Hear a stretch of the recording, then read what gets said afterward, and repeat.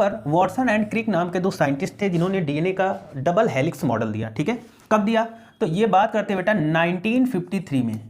1953 में इन्होंने क्या किया कि डीएनए का डबल हेलिक्स मॉडल दिया। ठीक है, और 1962 की बात कर देते बेटा, 1962 में इनको क्या किया गया? नोबेल प्राइज से सम्मानित किया गया। ठीक है, आगे देख लेते हैं बेटा। ठीक है, 1953 और 1962 में इनको नोबेल प्राइज से सम्मानित कर दिया गया। तो कुछ इस तरीके से डीएनए का वॉटसन क्रिक मॉडल इन्होंने दिया बेटा। ठीक है, यहाँ पर आपको डायग्राम के थ्रू दिख रहा होगा। अब डीएनए के वॉटसन क्रिक मॉडल की अगर बात कर लेते हैं बेटा, तो ये डबल हेलिक्स मॉडल है। ठीक है, यहाँ पर ये देख रहे हो ना बेटा, ये एक डबल हेलिक्स मॉडल है ना, ये डबल हेलिक्स मॉडल है जो कि एक सीढ़ी नुमा संरचना है ना।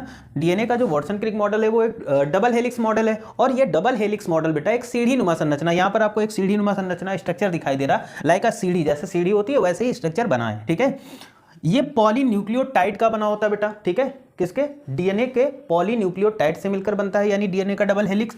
और यहाँ पर अगर बात करें बेटा, यहाँ पर देख लो, इसमें नाइट्रोजिनस बेस जुड़े होते हैं, नाइट्रोजिनस बेस जुड़े होते हैं। जैसे नाइट्रोजिनस बेस में एक तो प्यूरीन होता है और दूसरा पिरिमिडीन होता है। तो प्यूरीन हमेशा पिरिमिडीन के इक्वल में होना चाहिए। ठीक है, जितना प्यूरीन होगा उतने पिरिमिडीन होना चाहिए। ठीक है, ये नाइट्रोजिनस बेस है हमारी। ठीक है, तो यहाँ पर प्यूरीन पिरिमिडीन के बराबर होता है। तो यहाँ पर देखो बेटा दिया गया क्या कि हमेशा याद रखना, एडेनिन या थाइमीन एडेनिन के साथ बॉन्ड बना रहा है।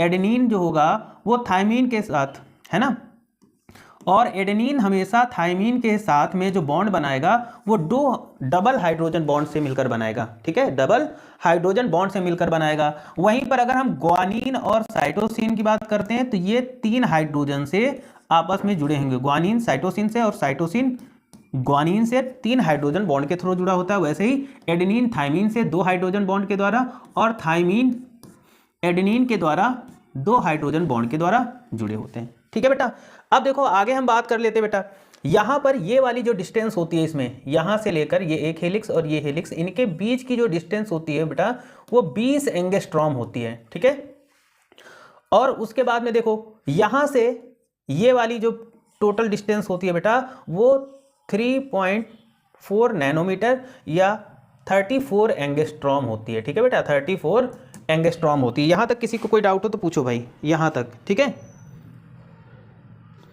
ठीक है, यहाँ तक किसी को कोई दिक्कत हो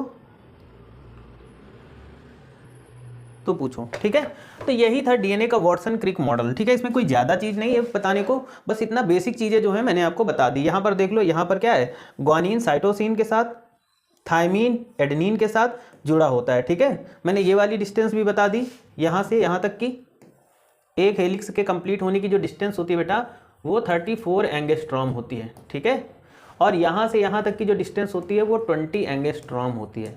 ठीक है, यहाँ पर आपको मैंने बता दिया चार नाइट्रोजिनस बेस यहाँ पर जो होते हैं कौन कौन से, एडेनिन ग्वानिन थाइमीन और साइटोसिन। ठीक है, तो अब यहाँ पर देख लो दिया गया हाइड्रोजन बॉन्ड्स बिटवीन बेस, इन बेस के बीच में हाइड्रोजन बॉन्ड होते हैं, जो कि मैंने बता दिया ये चीज़ें कि एडेनिन डबल हाइड्रोजन बॉन्ड के साथ थाइमीन से जुड़ेगा और थाइमीन डबल बॉन्ड के साथ एडेनिन से जुड़ेगा। वहीं पर यहाँ पर बात कर लेते हैं क्या, ग्वानिन साइटोसिन के साथ सदैव 3 हाइड्रोजन बॉन्ड के साथ जुड़ेगा और साइटोसिन ग्वानिन के साथ ट्रिपल हाइड्रोजन बॉन्ड के थ्रू जुड़ेगा।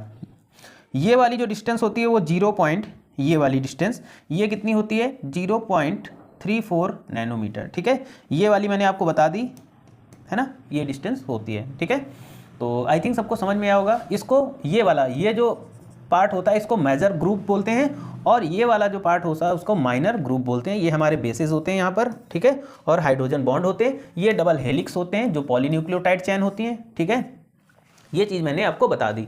पॉलीन्यूक्लियोटाइड जो कि किससे बनी होती है, शुगर फॉस्फेट बैकबोन होती हैं। ठीक है, शुगर फॉस्फेट बैकबोन होती हैं। तो ये इंपॉर्टेंट चीज़ें थी जो मैंने आपको डिस्कस कर ली।